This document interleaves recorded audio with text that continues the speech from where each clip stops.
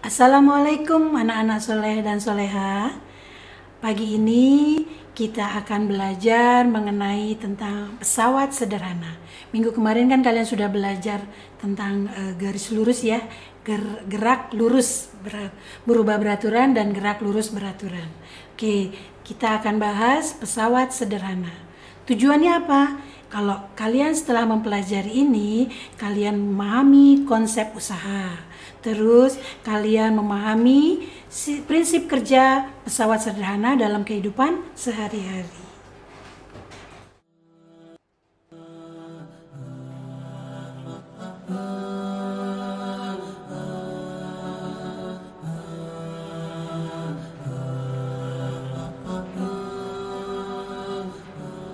Oke, yang pertama kita akan belajar dulu pengertian tentang pesawat sederhana. Apa sih pesawat sederhana itu? Ya, alat yang digunakan untuk mempermudah dalam mengerjakan berbagai pekerjaan. Kita mulai dari ini. Nih, pesawat sederhana adalah alat yang sederhana untuk memudahkan pekerjaan manusia. Jadi, ilustrasinya adalah seperti ini. Kita dorong suatu tembok. Apakah orang ini yang mengerjakan usaha? Ya, dia mengerjakan usaha. Usahanya itu kita rumuskan dengan W. Jadi rumusnya adalah W sama dengan F dikali S. F-nya itu adalah gaya, S-nya adalah jarak, dan W-nya adalah usaha. F satuannya dalam Newton, S satuannya dalam meter, dan usaha satuannya dalam joule. Nih, gaya yang dikerjakan pada pesawat disebut gaya kuasa atau FK. Dan gaya yang dihasilkan oleh pesawat disebut gaya beban atau FB. Perbandingan antara gaya beban terhadap gaya kuasa disebut dengan keuntungan atau KM. Dapat ditulis dengan, maaf ini salah Ibu nulis.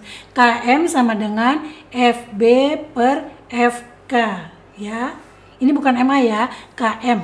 KM sama dengan FB per FK. Jadi beban gaya dibagi dengan beban kuasa. Kita bahas satu, misalnya pengungkit. Kalian tahu kan pengungkit? Contohnya nih, orang yang mengungkit batu ya, pakai kayu. Terus di tengahnya dikasih titik tumpu. Ya, jadi awalnya adalah beban, batu yang besar itu adalah beban, terus di tengahnya adalah titik tumpu, dan orangnya adalah gaya, yang memberikan gaya. Terus gunting kuku juga tuh.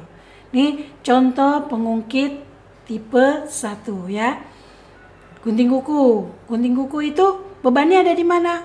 Ada di depan. Terus titik tumpunya di tengah ini. Nah, terus gayanya itu biasanya orang yang menekannya. Oke, gunting juga seperti itu. Ya, bebannya adalah di depan, titik tumpunya di tengah, dan kuasanya ada di belakang di tempat tangan kita.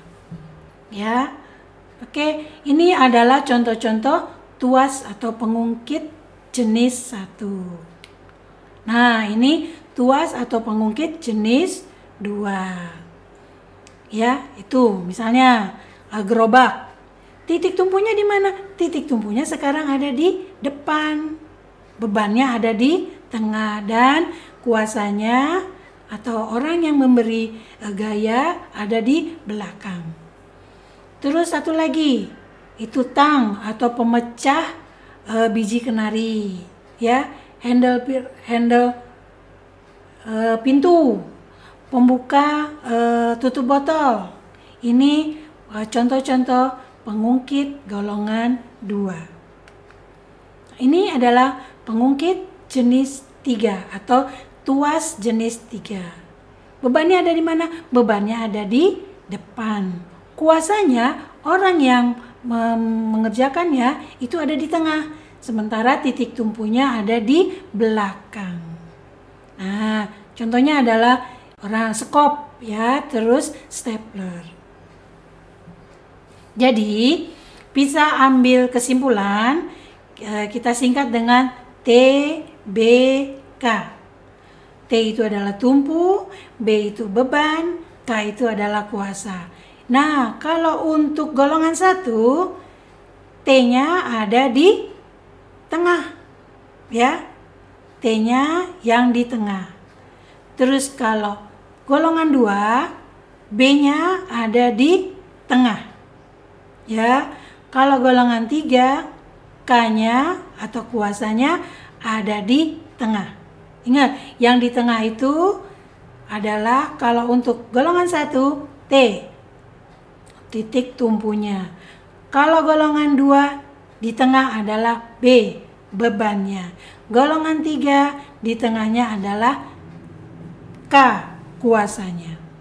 Oke? Nah, ini secara matematis.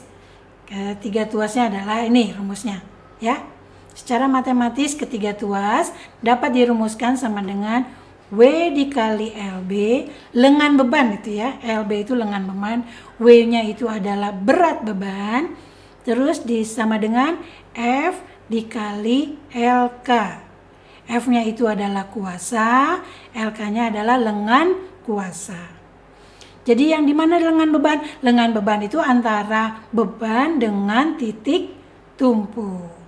Oke, kuasanya ada di mana? Kuasanya, lengan kuasa ada di mana? Lengan kuasa adalah di mana? Di beban ya. Oh maaf, jadi ibu salah. Kalau lengan kuasa itu adalah antara kuasa dengan titik tumpu. Kalau lengan beban antara beban dengan titik tumpu. Keuntungan mekanisnya, rumusnya adalah KM sama dengan lengan kuasa dibagi lengan beban atau sama dengan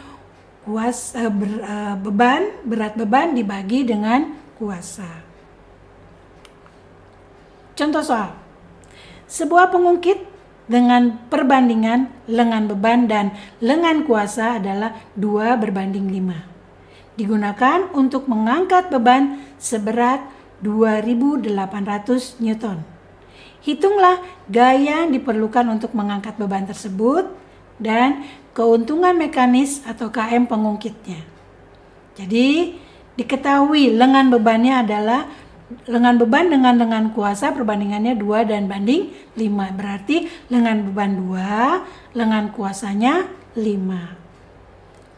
Mengangkat beban seberat 2.800 Newton. Jadi W-nya sama dengan 2.800 Newton. Yang ditanya adalah berapa kuasanya, berapa gaya ya diberikan, dan keuntungan mekanisnya. Rumusnya LK dikali F sama dengan LB dikali W. LK-nya 5, F-nya tidak diketahui karena ditanya. Terus LB-nya 2 dikali 2.800. Maka akan dihasilkan F-nya sama dengan 1.120 Newton. Atau kalian juga bisa langsung menuliskannya KM sama dengan LK dibagi LB. Ya, LK-nya berapa? LK-nya 5, LB-nya 2. Dapat 2,5. Atau dengan rumus W per F sama dengan 2.800 dibagi 1.120 sama dengan 2,5. Oke, rumusnya jadi yang harus kalian perhatikan adalah LK dikali F sama dengan LB dikali W. Lengan kuasa dikali dengan gaya sama dengan lengan beban dikali berat. Oke, KM-nya sama dengan lengan kuasa dibagi lengan beban atau usaha berat dibagi dengan gaya. Nah, ini soalnya yang kalian harus kerjakan. Oke, perhatikan gambar. Beratnya atau W-nya adalah 1000 Newton. Lengan beban itu ada di 50 cm. Yang ditanya adalah kuasa atau F-nya. Lengan kuasanya adalah 2 meter. Ingat, satuannya harus disamakan dulu. Itu ada sentimeter, harus disamakan menjadi meter dulu. Oke? Ini ada 2 soal yang harus kalian kerjakan. Nah, tugas ini Ibu tunggu sampai hari Kamis malam ya, tanggal 3 September.